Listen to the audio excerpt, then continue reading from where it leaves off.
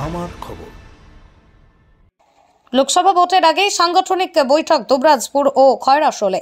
সামনেই লোকসভা নির্বাচন, আর লোকসভা নির্বাচনের প্রাক্কালে বীরভূম জেলা তৃণমূল কংগ্রেসের কোর কমিটির সদস্যদের উপস্থিতিতে দলীয় কর্মীদের নিয়ে সাংগঠনিক বৈঠক হলো দুবরাজপুর ব্লক তৃণমূল কংগ্রেস কার্যালয়ে। এদিনে উপস্থিত ছিলেন রাজ্যের মন্ত্রী তথা জেলা কমিটির সদস্য চন্দ্রনাথ সিনহা, সিউড়ি বিধানসভার বিধায়ক তথা কোর কমিটির সদস্য বিকাশ রায় চৌধুরী, কোর কমিটির সদস্য সুদীপ্ত ঘোষ, জেলা তৃণমূল কংগ্রেসের সহসভাপতি মলয় মুখার্জি, দুবরাজপুর ব্লক তৃণমূল যুগ্ম আহ্বায়ক রফিউল হুসেন খান, অরুণ চক্রবর্তী, দুবরাজপুরের প্রাক্তন ব্লক তৃণমূল সভাপতি ভোলানাথ মিত্র সহ দুবরাজপুর ব্লকের প্রত্যেক অঞ্চলের সভাপতি, বুথ সভাপতি, সহকর্মীরা।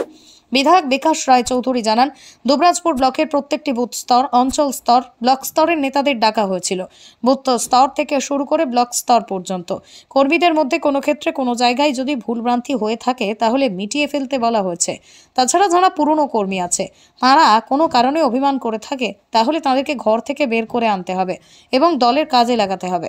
দুবরাজপুর ব্লকে যেটা সাংগঠনিক বৈঠক, আমাদের বুথ স্তরে, অঞ্চল স্তরে এবং ব্লক স্তরে যারা নেতৃত্ব আছেন তাদেরকে ডাকা হয়েছিল।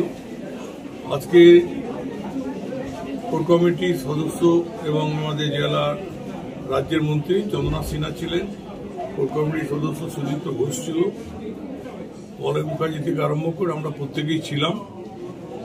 উদ্দেশ্য হচ্ছে আগামী লোকসভা নির্বাচনকে মাথায় রেখে আমাদের প্রতিটি বুথ স্তর থেকে আরম্ভ করে প্রতিটি সংগঠন যাতে সজাগ থাকে, আরও দ্রুত গতিতে কাজ করে এবং মানুষের পাশে সংযোগ রক্ষা করে, সেই ব্যাপারে তাদের নির্দেশ দেওয়া হয়েছে। কোনো ক্ষেত্রে কোনো জায়গায় যদি ভুলভ্রান্তি থাকে নিজেদের মধ্যে সেটা মিটিয়ে ফেলতে বলা হয়েছে।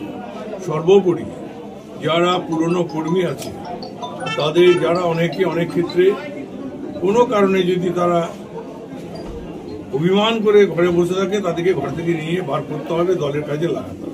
অন্যদিকে আজ দুপুরে খয়রাশোল ব্লক তৃণমূল কংগ্রেস কার্যালয়ে জেলা কোর কমিটির উপস্থিতিতে সাংগঠনিক বৈঠক হয়। সেখানে মন্ত্রী চন্দ্রনাথ সিনহা, বিকাশ চৌধুরীর, সুদীপ্ত ঘোষের হাত ধরে 120টি পরিবারের 600 জন সিপিআইএম ও বিজেপি ছেড়ে তৃণমূল কংগ্রেসে যোগদান করে।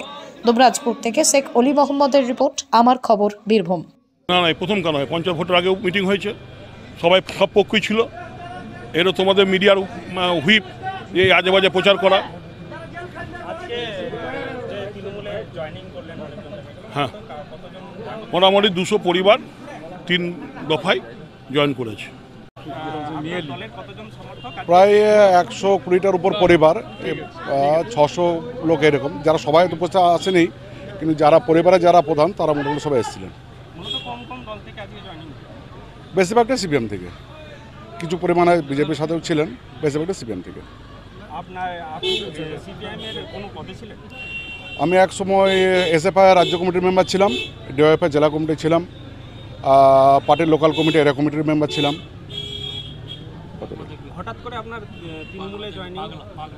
দেখুন, মূলত সাধারণ মানুষ যাকে চায়, সব মানুষ তো ভুল হতে পারে না। আর মমতা ব্যানার্জির উন্নয়নের সাথে সাথেই আজকে সারা দেশ জুড়ে যেটা সাম্প্রদায়িক সম্প্রীতির যে একটা ডামাডোল অবস্থা, ঠিক আছে, এই সাম্প্রদায়িক সম্প্রীতির পক্ষে মমতা ব্যানার্জির হাতকে শক্ত করার জন্য আমার তৃণমূলে আসা, যাতে বিভেদকামী শক্তি মাথাচাড়া দিতে না পারে। বিভেদকামী শক্তি যারা আছে তারা যেভাবে আমাদের সমাজে ফাটল ধরানোর চেষ্টা করছে, দেশটাকে ভাঙার চেষ্টা করছে, আমাদের সবাইকে একসাথে থেকে দেশটাকে আবারও গড়তে হবে, সেই উদ্দেশ্য সাথে নিয়েই, সেই উদ্দেশ্যকে সামনে রেখেই আমি মমতা ব্যানার্জির হাত শক্ত করার উদ্দেশ্যে তৃণমূলের ঝান্ডাকে হাতে তুলে নিয়েছি। আর এটাই বলতে চাই, মমতা ব্যানার্জি জিন্দাবাদ, অভিষেক ব্যানার্জি জিন্দাবাদ, তৃণমূল কংগ্রেস জিন্দাবাদ।